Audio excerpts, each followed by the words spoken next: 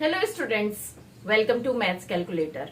आज स्टार्ट करते हैं क्लास 7 बुक का नया चैप्टर कंपेयरिंग क्वांटिटीज। तो पहले हम समझ लेते हैं इस चैप्टर में क्या दिया हुआ है। तो नाम से ही पता चल रहा है कि दो चीजों का या तीन चीजों का कंपैरिजन करना। तो हम कैसे कंपैरिजन करते हैं, उसके क्या क्या वेज है, ये हम इसमें पढ़ते हैं। तो देखिए स्टार्ट करते हैं। सपोज करिए दो बच्चे हैं, अमर और पूजा। उनके पास कुछ पेन है, सपोज कर लेते हैं हम। अमर के पास है 6 पेन, पूजा के पास है 3 पेन। ठीक है, तो अब आप इसका कंपैरिजन कैसे करेंगे? आप क्या स्टेटमेंट देंगे कि अमर के पास पूजा से डबल पेन है या 2 टाइम्स डबल, 2 टाइम्स। इसी तरह के वर्ड्स का यूज करेंगे ना कंपैरिजन करने के लिए कि अमर हैज डबल या अमर हैज 2 टाइम्स पेन्स देन पूजा। या आप क्या लिख सकते हैं कि पूजा के पास अमर से हाफ पेन है।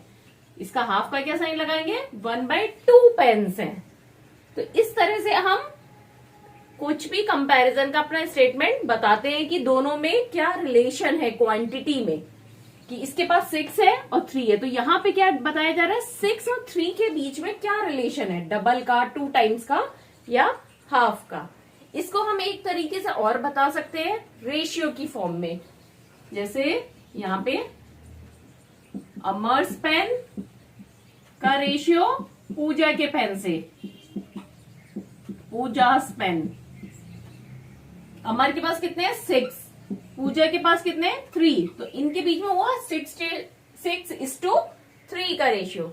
इसको हम इजी कर सकते हैं, दोनों ही 3 से डिवाइड हो सकते हैं। रेशियो में भी अगर हम डिवाइड करेंगे तो सेम नंबर से दोनों को डिवाइड करेंगे। तो यहां पर हो गया 2:, ये हो गया 1। तो इनके बीच में क्या रेशियो है? पूजा और अमर के पेन के बीच में 2:1 का रेशियो है। अब दो चीजों में कंपैरिजन करने पे हमने उनके बीच में एक रेशियो बना लिया। अब हम देखते हैं इसमें क्या होता है, इक्विवेलेंट रेशियो। इक्विवेलेंट रेशियो क्या होता है? जैसे सपोज यहाँ पे दो रेशियो हैं, 1/2 और 2/4। अब आपको बताना है, तो ये मैंने फ्रैक्शन की फॉर्म में लिखा है। रेशियो 1:2 रेशियो है और 2:4 रेशियो। अब हमें ये चेक करना है कि ये दोनों इक्विवेलेंट है या नहीं है। तो कैसे चेक करेंगे? सबसे पहले हम इन्हें फ्रैक्शन की फॉर्म में लिखेंगे। कैसे? 1:2 को लिखेंगे 1/2 और 2:4 को लिखेंगे 2/4। जैसे सपोज जो हमने पहले एग्जाम्पल लिया था अमर और पूजा की टॉफीज, तो यहाँ पे हम मानते हैं अमर के पास 1 टॉफी है, पूजा के पास 2। तो हम कैसे बोल रहे हैं? हाफ है अमर के पास पूजा से, तो 1/2। अब जैसे हम फ्रैक्शन का इक्विवेलेंसी चेक करते थे, वैसे ही इसका चेक करेंगे। अगर ये दोनों फ्रैक्शन इक्विवेलेंट हैं, दैट मीन्स ये दोनों रेशियो भी इक्विवेलेंट होंगे। कैसे? इनका हम डिनोमिनेटर सेम करते हैं। तो 2 को 4 बनाने के लिए क्या करेंगे? 2 से मल्टीप्लाई, इसको भी 2 से मल्टीप्लाई किया, तो क्या गया? 2:4। ये दोनों सेम है, नीचे भी 4 है और न्यूमरेटर भी दोनों में 2 है। दैट मीन्स ये दोनों इक्विवेलेंट है। तो 1:2 और 2:4 भी इक्विवेलेंट होगा। अब कोई और चेक करते हैं हम। 1:2 और 3:4 दो रेशियो हमें दिए हैं, इनका इक्विवेलेंसी चेक हमें करना है। तो कैसे करेंगे? इसका फ्रैक्शन बनाया हमने 1/2, इसका 3/4। अब इसको 2 को 4 बनाने के लिए क्या किया? 2 से मल्टीप्लाई किया, तो ये बन गया 2:4। दोनों तरफ 2 से मल्टीप्लाई करेंगे ना, तो यहाँ पे डिनोमिनेटर तो सेम हो गया, लेकिन न्यूमरेटर 2 और 3 अलग अलग है। तो दैट मीन्स ये दोनों इक्विवेलेंट फ्रैक्शन नहीं होंगे, इक्विवेलेंट रेशियो नहीं होंगे। अब हमने दो चीजों में रेशियो देखा। अब ये हमारा नॉर्मल डेली लाइफ में कैसे यूज में आ सकता है कि प्रपोर्शन हम निकालें और उससे कुछ सोल्यूशन हमें फाइंड आउट करना हो, तो कैसे? सपोज करिए यहाँ पे एक मैप दिया हुआ है हमें, इसमें ए से बी तक का डिस्टेंस यहाँ पे 2 सेंटीमीटर है। अगर हम नोटबुक में बनाते हैं, ए से बी का 2 सेंटीमीटर की एक लाइन है ए से बी तक जाने के लिए।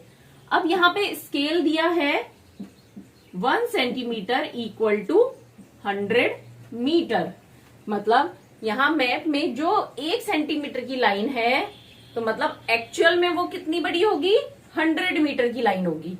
तो यहाँ पे क्या हुआ, रिलेशन 1:100 का रिलेशन हुआ, 100 मीटर का। 1 सेंटीमीटर का रिलेशन किससे है, 100 मीटर। मतलब 1 सेंटीमीटर इक्वल है 100 मीटर के। तो 2 सेंटीमीटर कितना होगा, सपोज x मान लिया हमने, x मीटर हमें एक्चुअली निकालना है ए से बी तक का डिस्टेंस। तो यहां पे इसका फ्रैक्शन बना 1:100 इक्वल टू 2/x। इसका बना 2/x। तो x की वैल्यू क्या हो गई, x को ऊपर लेके जाएंगे और 100 को नीचे लेके आएंगे। x को यहां लेके जाएंगे, क्रॉस मल्टीप्लीकेशन होगा ना, x यहां जाएगा और 100 ऊपर आएगा। तो x equal to 2 × 100 that is 200 metre. मतलब यहां से a से b तक का डिस्टेंस कितना हुआ, 200 मीटर।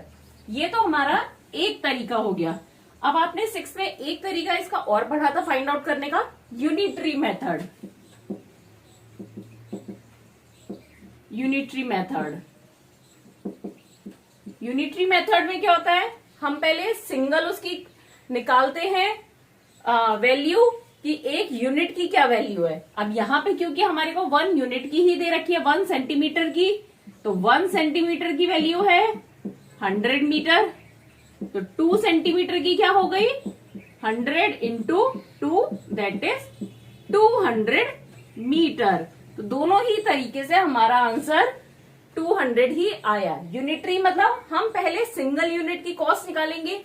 जैसे हमारे को दे रखा है कि हमारे को अगर 5 टॉफीज आती है 10 रुपीज में, तो एक टॉफी की कॉस्ट कितनी हो गई, 2 रुपए। तो अगर हमें 4 टॉफी खरीदनी है तो कितने की आएंगी, 4 × 2 8। कंपैरिजन करने का एक नेक्स्ट वे होता है परसेंटेज निकालना। जैसे कि सपोज कोई एक स्कूल में टेस्ट हुआ, उसमें 2 बच्चों के अलग अलग मार्क्स आए। जैसे सपोज अमर ने स्कोर करे हैं 80 मार्क्स आउट ऑफ 200। 200 का पेपर था, उसमें अमर को मिले 80 मार्क्स और पूजा को मिले हैं 90 मार्क्स 300 में से। पूजा का पेपर था 300 का और उसे मिले 90 मार्क्स। तो यहां पर हो रहा है, पूजा बोल रही है कि मेरे मार्क्स ज्यादा हैं अमर से, क्योंकि अमर को मिले 80 मार्क्स और पूजा को मिले हैं 90। तो यहाँ पे पता चल रहा है 80 छोटा है और 90 बड़ा है। सही लग रहा है ना। लेकिन आउट ऑफ 200 मिले हैं अमर को और पूजा को आउट ऑफ 300। तो हम यहाँ दोनों की परसेंटेज निकालेंगे। परसेंटेज एक लैटिन वर्ड है पर सेंटम, मतलब पर 100। परसेंटेज कहां से आया, पर सेंटम। सेंटम मतलब पर 100, पर 100। मतलब अगर अमर को 200 में से 80 मार्क्स मिले हैं, तो अगर सपोज 100 का पेपर होता तो उसे कितने मार्क्स मिले होते, इसे बोलते हैं हम परसेंटेज। तो परसेंटेज कैसे निकलेगी, अमर्स परसेंटेज टोटल मार्क्स जितने मिले हैं कितने में से मिले हैं, 200 में से, मल्टीप्लाइड बाय 100। उसको 100 से हम मल्टीप्लाई कर देंगे। तो ये 20 कटे और 80/2 हो गया 40। तो यहां अमर को मिले हैं 40% मार्क्स। और पूजा के देखते हैं, पूजा परसेंटेज, पूजा को कितने मार्क्स मिले, 90।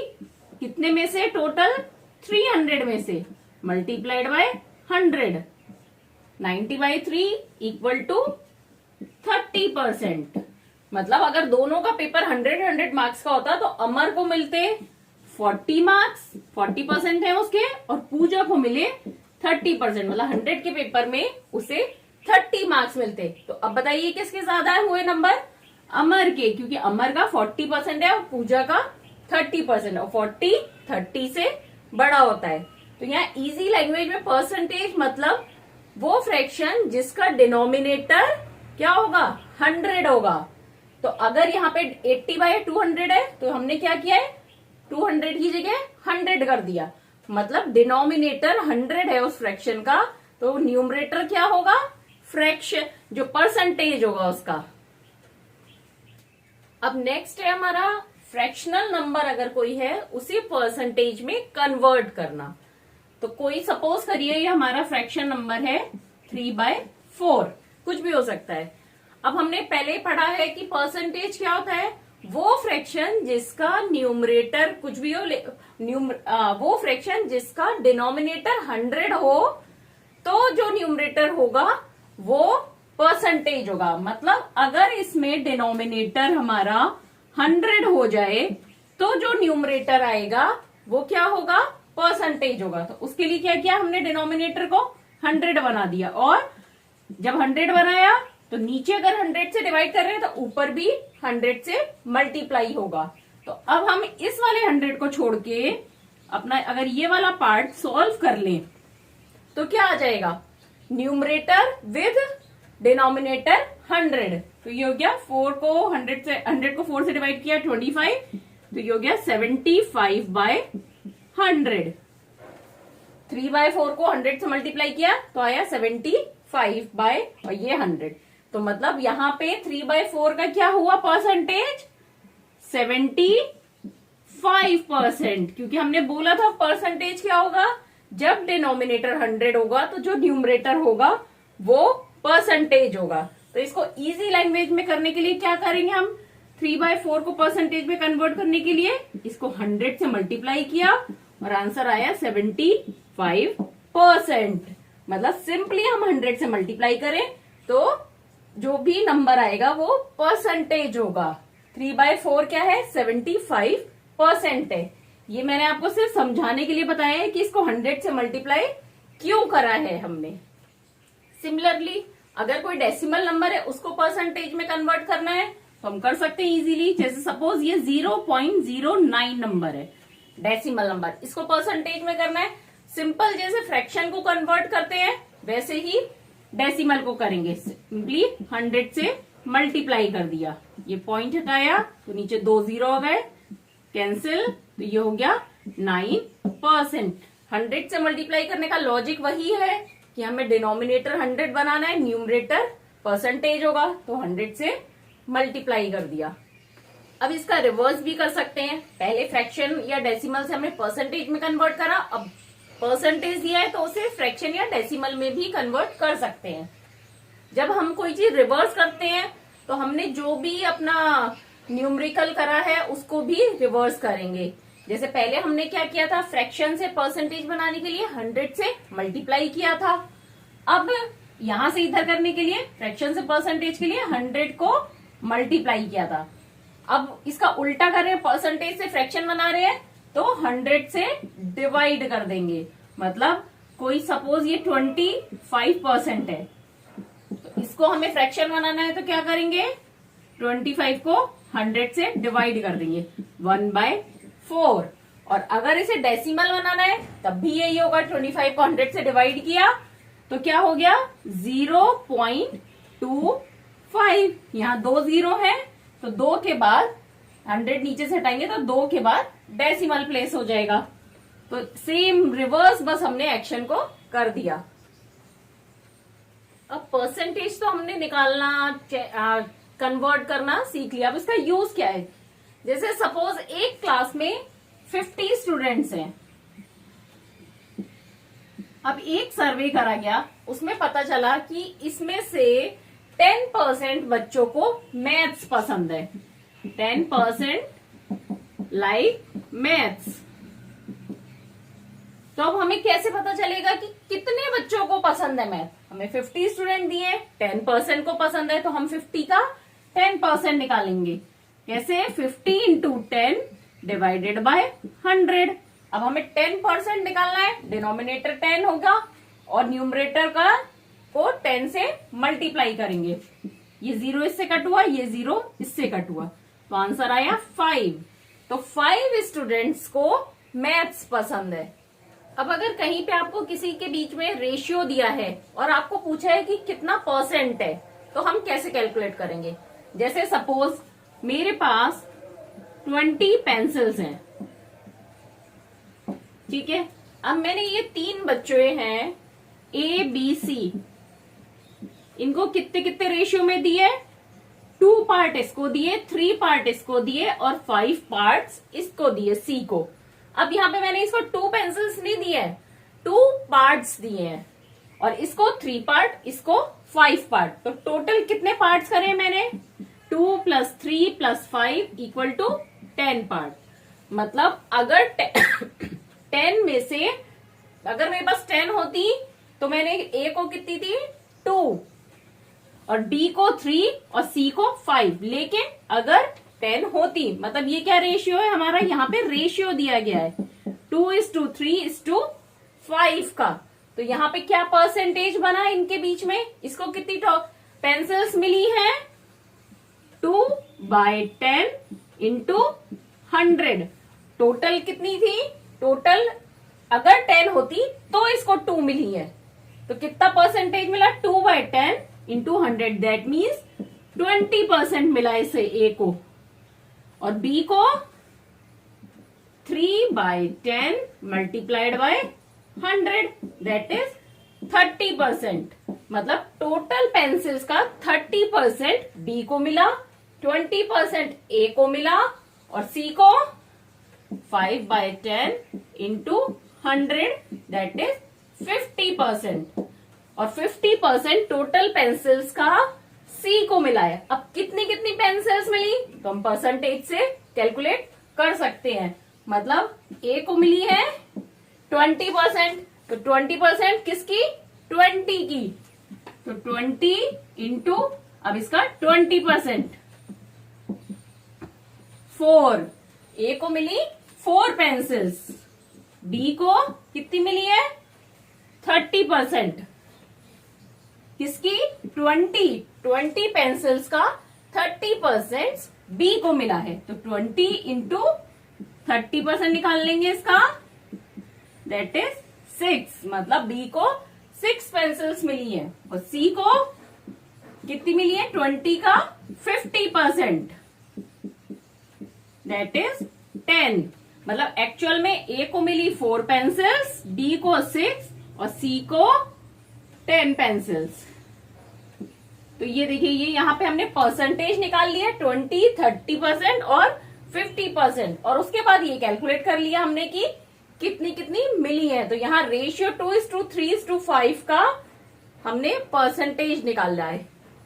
अब हम परसेंटेज का यूज किसी भी चीज में अगर कुछ चेंजेस होता है उसके लिए भी बोलते हैं। जैसे कि किसी के नंबर्स आए तो ये पिछली बार की बजाय 10% कम आए हैं या 20% ज्यादा आए हैं। बारिश कल के मुकाबले आज 50% कम हुई या ज्यादा हुई। कैसे? जैसे सपोज हम बारिश का देखते हैं, रेनफॉल टुडे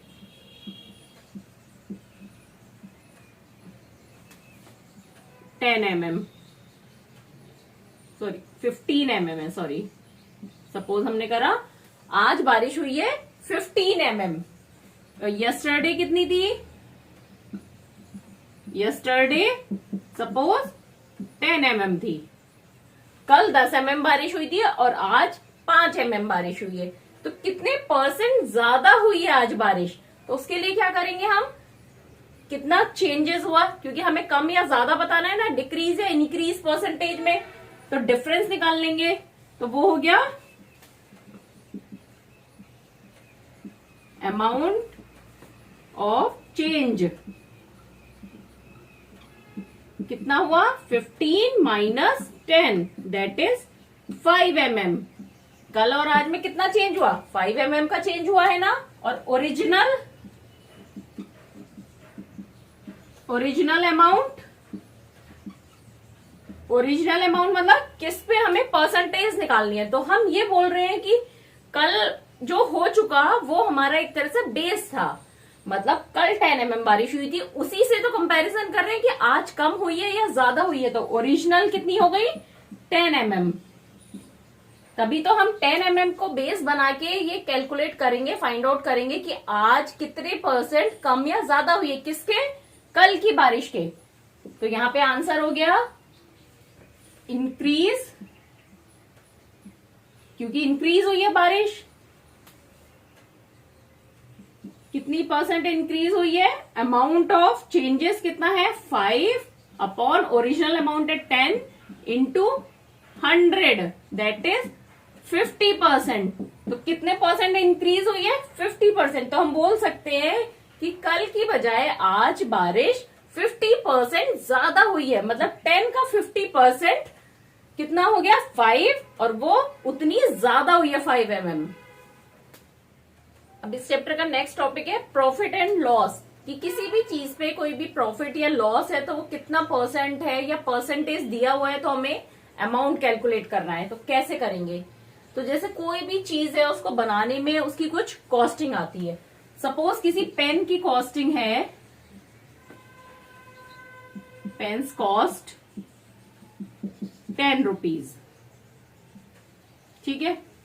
अब हम ये कह रहे हैं कि इसको हम 10% प्रॉफिट पे बेचेंगे, मतलब 10 रुपीज का पेन है और उस पे हमें 10% प्रॉफिट चाहिए, मतलब किसका 10%, 10 रुपीज का। तो प्रॉफिट लिया हमने 10% किसका, 10 का, 10 इंटू 10/100 दैट इज 1। तो 1 रुपीज का हमें प्रॉफिट चाहिए, तो हमारे को कितने में बेचना पड़ेगा, सेलिंग प्राइस 10 + 1 = 11। मतलब अगर हम वो पेन 11 रुपीज का बेचेंगे तो हमारे को 1 रुपी का प्रॉफिट होगा, और वो क्या होगा 10% प्रॉफिट होगा हमारी कॉस्ट का। तो एक तरीका ये हो गया, हमें परसेंटेज दिया है तो हमारे को कैलकुलेट करना है प्रॉफिट या लॉस, और उससे सेलिंग प्राइस। अब एक दूसरी चीज होती है कि हमारे को प्रॉफिट दिया है या लॉस दिया है और हमारे को कैलकुलेट करना है कि वो कितना % है। तो सपोज यहाँ पे पेन की कॉस्ट है, पेन्स कॉस्ट, दूसरा पेन है उसकी कॉस्ट है 20 रुपीज, और उसका सेलिंग प्राइस को क्या लिखेंगे SP, वो है 24 रुपीज, ठीक है। कॉस्ट थी 20 और सेलिंग प्राइस है 24। अब ये बताना है कितना प्रॉफिट या कितने % प्रॉफिट या लॉस है। तो प्रॉफिट दिख रहा है क्योंकि सेलिंग प्राइस ज्यादा है, प्रॉफिट हुआ 24 माइनस 20 दैट इज 4 रुपीज का। अब 4 रुपीज का प्रॉफिट है, अब प्रॉफिट का परसेंटेज हम किस पे कैलकुलेट करते हैं, कॉस्ट पर, क्योंकि जब हमने चीज बनाई उसके बाद ही तो उसके ऊपर ही तो हम देख रहे हैं कितना प्रॉफिट मिल रहा है हमें। तो प्रॉफिट इन परसेंटेज कितना हो गया 4 बाय किस पे कैलकुलेट कर रहे हैं 20 पे, ये हो गया 20%।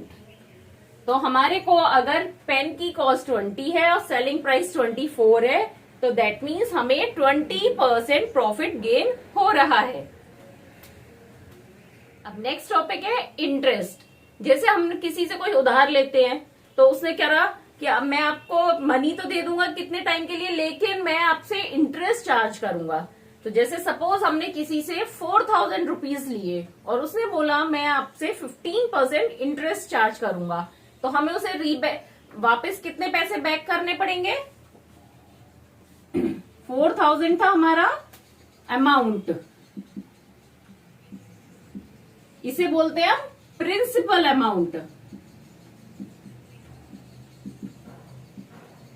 हम कितने वापस करेंगे उसे, प्रिंसिपल अमाउंट प्लस इंटरेस्ट। यहां इंटरेस्ट रेट कितनी है, तो बोला 15%, ठीक है। तो 15% किसका, 4000 का। तो इंटरेस्ट कितना हो गया 4000 मल्टीप्लाइड बाय 15/100।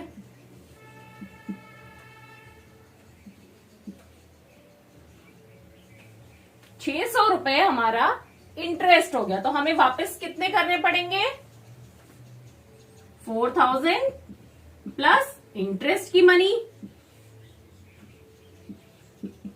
4600 रुपीज हमें उसे वापस देने पड़ेंगे, क्योंकि उसने हमसे 15% इंटरेस्ट चार्ज करा है। अब ये यहां पर ये हो गया। लेकिन अगर बोला हो कि हमने 2 साल के लिए लिया है और उसने बोला कि हम पर ईयर 15% चार्ज करेंगे, तो 1 साल का हो गया 600 रुपए और दूसरे साल का हो गया 600 रुपए। तो हम कितना वापस कर रहे हैं उसे? पहले साल का इंटरेस्ट 600 रुपए और दूसरे साल का 600 रुपए। तो कितना हो गया? 0025, 5200 रुपीज। लेकिन ये हम हर साल का अलग अलग थोड़ी ना कैलकुलेट करेंगे। तो इसका सिंपल फॉर्मूला क्या हो गया? इंटरेस्ट का principal amount into rate. Rate मतलब 15% हो गई, इंटू टाइम। टाइम मतलब कितने टाइम के लिए लिया है हमने। तो आप इस फॉर्मूले को याद रखिए। ये सिंपल इंटरेस्ट का फॉर्मूला है, ये हर जगह काम आता है। PRT, principal amount, rate into time. तो प्रिंसिपल अमाउंट यहां कितना है? 4000 multiplied by rate 15,000 time 2 years upon 100। ये कट हो गया और ये हो गया 1200। तो अब हमें कितने इंटरेस्ट पे करना है? 1200। प्रिंसिपल अमाउंट था हमारा 4000 और ये हो गया 1200 इंटरेस्ट। तो हम वापस करेंगे 5200। तो हमें यहाँ हर ईयर का इंटरेस्ट अलग अलग निकाल के फिर ऐड करने की जरूरत नहीं है।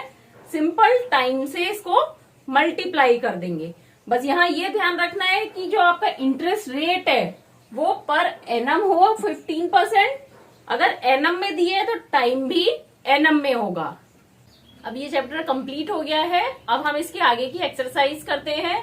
उससे आपके जो भी डाउट्स हैं वो क्लियर हो जाएंगे। नहीं हो तो आप मुझसे कमेंट करके पूछ सकते हैं।